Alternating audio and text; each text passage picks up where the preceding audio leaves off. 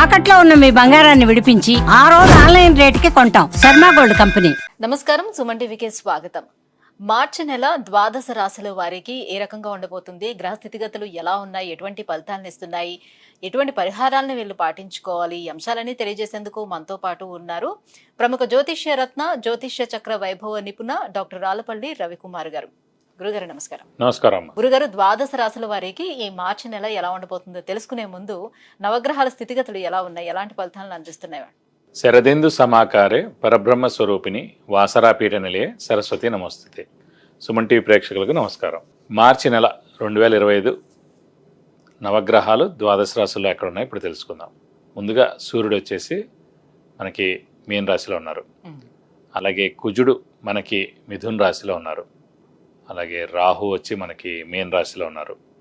గురువు మనకి వృషభ రాశిలో ఉన్నారు. శని స్వస్థానమైన కుంభరాశిలో ఉన్నారు. బుధుడు నీచ స్థానమైన మీన రాశిలో ఉన్నారు. కేతు కన్యా రాశిలో ఉన్నారు. శుక్రుడు మటుకు మీన రాశిలో ఉచ్చస్థానంలో ఉన్నాడు. కాబట్టి ఒకటి స్వస్థానం శని, శుక్రుడేమో మనకి ఉచ్చస్థానంలో ఉన్నాడు మీనంలో. అలాగే నీచ స్థానమైన మీనంలోనే బుధుడు కూడా ఉన్నాడు అన్నమాట. ఇవి నవగ్రహాలు ద్వాదశ రాశుల్లో మార్చి నెల అంతా ఈ స్థానాల్లో ఉంటాయి. గురువుగారు, వృషభ రాశి వారికి ఈ మార్చి నెల ఎలా ఉండబోతుంది? ఏ గ్రహాలు అనుకూలంగా ఉన్నాయి, ఏ గ్రహాలు ప్రతికూలంగా ఉన్నాయి, ఎటువంటి ఫలితాలను ఇస్తున్నాయి వీళ్ళకి? తప్పకుండా అమ్మా. వృషభ రాశి అనగానే మనకి కృత్తిక 2, 3, 4 పాదాలు, రోహిణి 1, 2, 3, 4 పాదాలు, మృగశిర 1, 2 పాదాలు. ఈ నక్షత్రాల సమూహంతో మనకి వృషభ రాశిలోకి వస్తుంది. ఈ రాశి వారికి కూడా యోగదాయకంగానే ఉందని చెప్పుకోవాలి. ఎందుకంటే రాశిలో గురువు ఉన్నా కూడా అష్టమాధిపతి అయిన గురు, లాభాధిపతి అయిన గురువు రాశిలో ఉన్నాడు కాబట్టి పాపి అవుతాడు అన్నమాట. మామూలుగా వృషభ రాశికి గురువు అనే గ్రహం పాపి అవుతాడు. అలాంటి పాపి రాశిలో ఉన్నాడు కాబట్టి నష్టం ఏం చేకూర్చాడు, మేలే చేస్తాడు.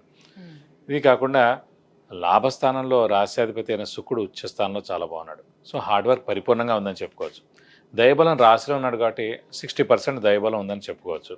కానీ ద్వితీయ పంచమాధిపతి అయిన బుధుడు మటుకు నీచ స్థానంలో ఉన్నాడు. ద్వితీయాధిపతి అంటే నేను ఇందాక చెప్పినట్టు కుటుంబ స్థానాధిపతి, నేత్రస్థానాధిపతి, ధనస్థానాధిపతి, వాక్స్థానాధిపతి. సో వాక్లో కొంచెం ఇబ్బంది ఉంటుంది.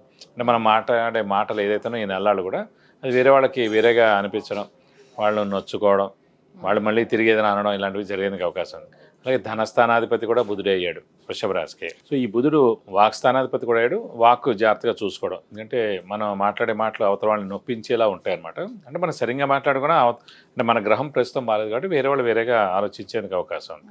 అలాగే ధనాధిపతి కూడా అయ్యాడు కాబట్టి నీచలో ఉన్నాడు కాబట్టి ధనానికి బాగా ఇబ్బందిగా ఉంటుంది, విపరీతమైన ఖర్చులు ఉంటాయి అన్నమాట.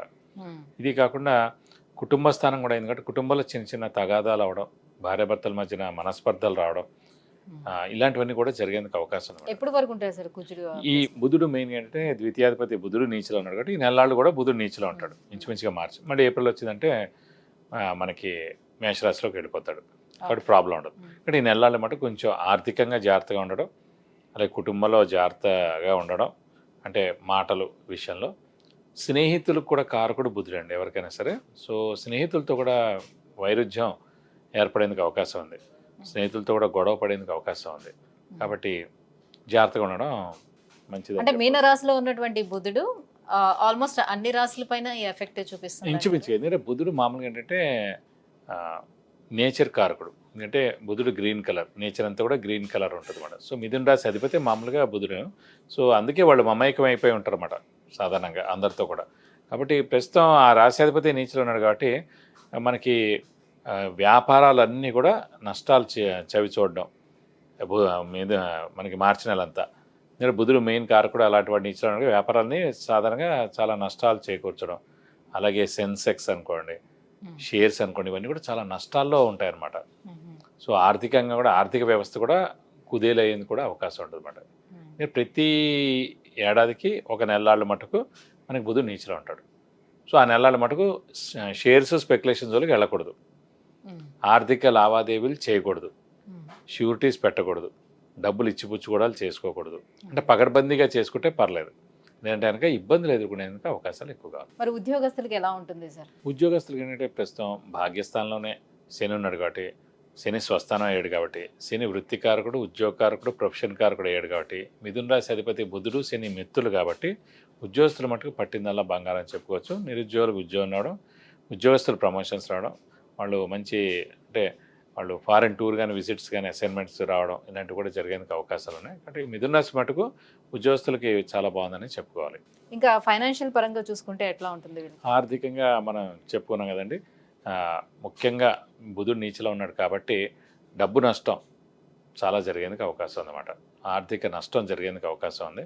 బట్ ఫైనాన్స్ విషయంలో మటుకు ఆచితూచి మెలగడం ఇంపార్టెంట్.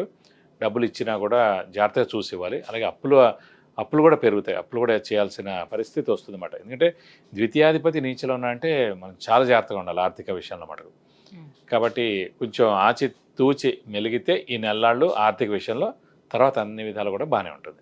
గురుగారు, మరి వృషభ రాశి వారు ఈ ఆర్థిక నష్టాల నుంచి బయటపడడానికి ఈ బుధుడు నీచంలో ఉన్నాడు కాబట్టి సో ఎటువంటి పరిహారాలను పాటించుకుంటే వీళ్ళకి యోగదాయకంగా ఉంటుంది?